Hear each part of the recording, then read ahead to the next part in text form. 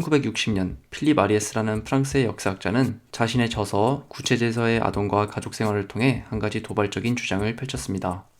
중세의 끝자락, 정확히는 적어도 15세기까지는 유럽 사회에서 유아와 성인의 중간 단계인 아동기라는 개념이 존재하지 않았다는 주장이었습니다.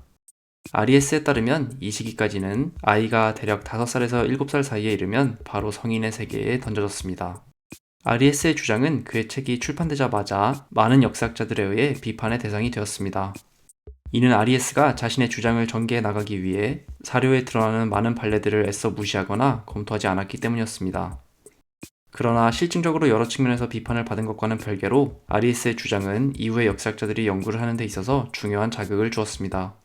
이는 우리가 현대사회에서 당연히 주어진 것으로 생각하는 아동기라는 개념이 사실은 사회적으로 구성된 것이라는 통찰에 기반한 것이었습니다. 뿐만 아니라 아리에스는 중세까지만 해도 아동기가 별도로 존재하지 않았기 때문에 부모와 아이의 애정관계가 지금보다 훨씬 덜했다고 주장했는데, 이는 그의 주장을 반박하는 학자들 역시 어쨌든 이 주제에 천착하게 만들었습니다. 따라서 결과적으로 이전까지는 많은 주목을 받지 못했던 아동과 아동기가 연구 주제로 떠올랐습니다. 사실 유럽 문명에서 어린이들은 고대 시기부터 사회적으로 중요한 역할을 했습니다. 출생 후 사망하는 아이들이 많았음에도 불구하고 아이가 태어난 것은 중요한 이벤트로 인식되었는데, 이는 아이가 태어난 직후 열리는 의례에서도 확인됩니다. 지역에 따라 조금씩 차이를 보이기는 했지만 고대 그리스에서는 일반적으로 아이가 태어나면 집의 대문을 장식했습니다. 여자아이의 경우 문을 양털로 장식했고, 남자아이의 경우 올리브 나뭇가지가 쓰였습니다. 이어서 아이의 이름을 정하는 의식이 시행되었고, 외부 사람들이 모인 가운데 공식적으로 신생아를 가문에 적법한 아이로 인정하는 의식 역시 치러졌습니다. 물론 아이가 신체적으로 심각한 장애를 갖고 태어나거나 가정이 경제적으로 심하게 궁핍한 경우 아이가 인정받지 못하는 경우도 있었습니다. 가장이 아이를 인정하지 않으면 아이는 그대로 방치되어 사망하기도 했습니다. 반면 일단 적법한 아이로 인정받으면 남자와 여자아이 모두 엄마에 의해 양육되었고, 남자아이의 경우 6세 정도에 오늘날의 학원이나 학교와 유사한 장소에서 글을 읽고 쓰는 법 및 운동, 음악 등을 배웠습니다. 반대로 여자아이들은 집에 남아 집안일을 배웠습니다. 로마가 지중해 지역의 패권을 잡은 이후에도 상황은 대체로 비슷했는데, 로마에서도 남자아이들은 노예까지도 포함해서 선생님에 의해 기본적인 교육을 받았습니다. 남자아이들은 대략 14살이 되면 성인들이 입을 수 있는 토가를 입고 세금을 내면서 본격적으로 어른으로 대우받았습니다.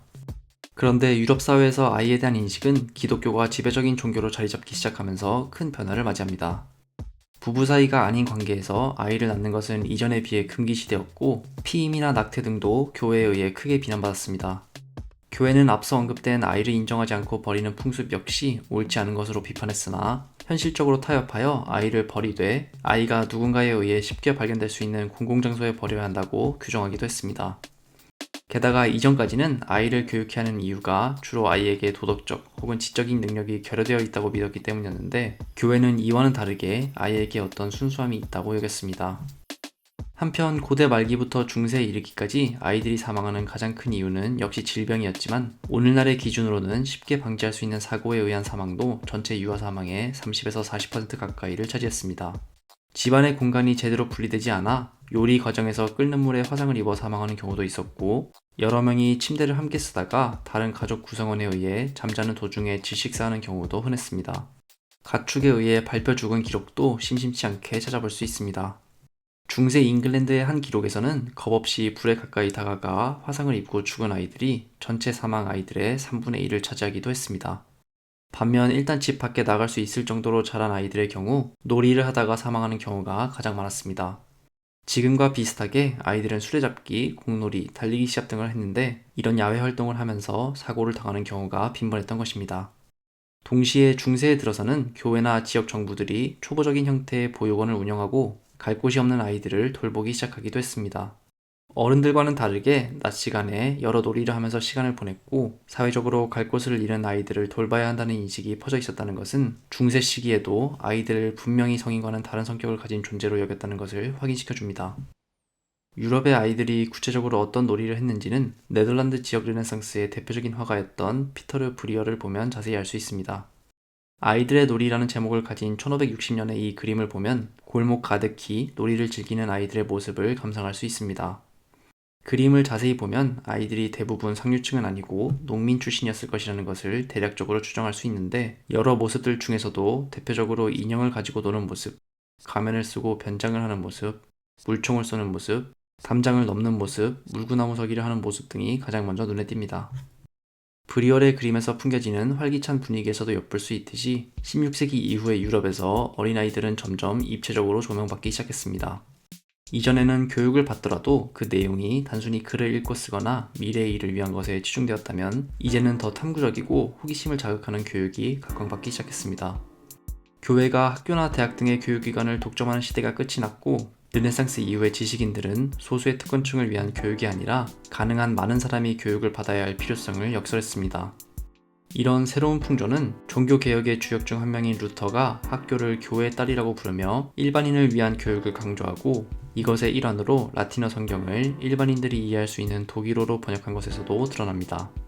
17세기 이후 유럽에서 주도적인 역사의 흐름으로 자리잡은 계몽주의 역시 큰 틀에서 이런 아동관을 받아들였습니다.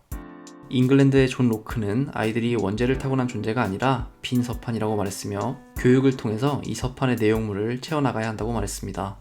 이런 사고관은 한편으로는 아이들에 대한 고전 언어와 문학, 자연과학, 그리고 역사 등에 대한 교육의 확산으로 이어졌고, 다른 한편으로는 부모들의 아이들에 대한 억압적인 태도를 느슨하게 하고 애정관계가 보다 중요해지는 결과를 낳았습니다. 17세기와 18세기를 거치며 아이들을 위한 상업적인 장난감이 늘어났다는 것 역시 이런 추세를 잘 보여준다고 할 수 있습니다. 게다가 계몽주의 사상가들은 대체로 당시까지는 교육에서 소외받았던 여자아이들에 대한 교육의 필요성도 강조했는데, 이에 따라 주로 개신교 지역의 국가들을 중심으로 18세기 후반부터 남녀 공학인 학교들이 생겨나기 시작했습니다. 교육의 대상이 점점 확대되는 추세는 보다 많은 시민들이 정치에 참여해야 한다는 시대 정신과도 부합했습니다. 성숙한 시민으로서 정치에 참여하기 위해서는 최소한의 교육은 받아야 한다는 것에 대부분의 사람들이 동의했기 때문입니다. 따라서 물론 여전히 여러가지 한계로 제도적인 교육을 받지 못하는 아이들도 다수였지만, 사회 전체에서 그 비율은 점점 작아졌습니다. 그러나 어린이들의 사회적 위치가 마냥 평탄하게 올라가기만 한 것은 아니었습니다. 18세기 말부터 본격적으로 전개된 산업화는 아동 노동이라는 어두운 그림자를 동반하기도 했습니다. 물론 역사적으로 아이들 역시 시대를 막론하고 노동에 참여해 왔었습니다. 그러나 이전까지는 자기가 속한 가정에서 주로 부모를 돕기 위해 일을 했다면, 산업화 이후에는 이와는 별개로 공장에서 노동을 수행했다는 것이 중요한 차이였습니다. 1840년대 영국에서는 광산에서 일하는 광부들의 40%가 18살 이하였고, 같은 시기 벨기에 공장들에서는 전체 노동자의 40%가 16살 이하였습니다.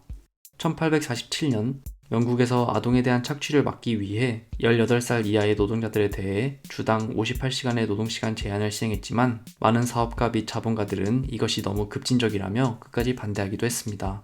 중산층 이상의 가정에서 태어난 아이들이 가지고 노는 이전과는 구분되는 공장에서 제조된 장난감이 폭발적으로 늘어난 시기가 바로 산업화 시기인데, 이 장난감들의 대부분이 아동 노동자들에 의해 만들어졌다는 것은 시대의 모순을 단적으로 보여준다고 할 수 있습니다. 이런 역설에도 불구하고 19세기 중후반을 거치며 아동의 권리에 대한 법적인 그리고 사회적인 보호는 점점 강화되었습니다. 결국 19세기 말이 되면 적어도 서유럽과 미국 지역에서는 어린이들이 단순히 어린이라는 이유만으로도 누려야 할 특정한 권리가 있다는 것이 널리 받아들여졌습니다. 성인과는 구분되는 아동기와 아동기에서 이어지는 청소년기가 존재하고, 그에 따라 특별한 대우를 받아야 한다는 것, 어린이들이 학교에서 사회의 건강한 구성원으로 활동하기 위한 적절한 교육을 받을 권리가 있다는 것, 이를 위해 사회적으로 어린이들을 위한 자원을 투자받을 권리가 있다는 것 등이 이에 해당했습니다. 이런 인식에 기반해서 1차 세계대전 후 만들어진 국제연맹은 1924년 9월 아동권리선언을 채택했습니다. 이 선언문에는 어린이의 5가지 권리가 명시되었습니다. 아동의 발달을 위해 물리적, 정신적 도움을 받을 권리가 첫 번째였습니다. 이어 배고픈 아이는 식량을 받고, 아픈 아이는 치료를 받고, 뒤떨어진 아이는 도움을 받고, 태만한 아이는 갱생되고, 부모를 잃은 아이는 보호를 받을 권리가 두 번째로 채택되었습니다. 조난 상황에서 우선 구제되어야 한다는 것이 세 번째 권리였고, 모든 형태의 착취에서 보호받아야 한다는 것이 네 번째 권리, 그리고 자신에게 주어진 재능을 발전시킬 수 있는 교육을 받을 권리가 마지막이었습니다. 지금까지 설명된 내용을 살펴보면 사회적으로 어린이들을 바라보는 시선 역시 역사적으로 변화하고 발전해 왔다는 것을 알 수 있습니다. 그리고 그 결과 20세기 초에 이르면 우리가 오늘날에도 생각하는 현대적인 의미에서의 아동상이 대부분 완성되었다고 할 수 있겠습니다.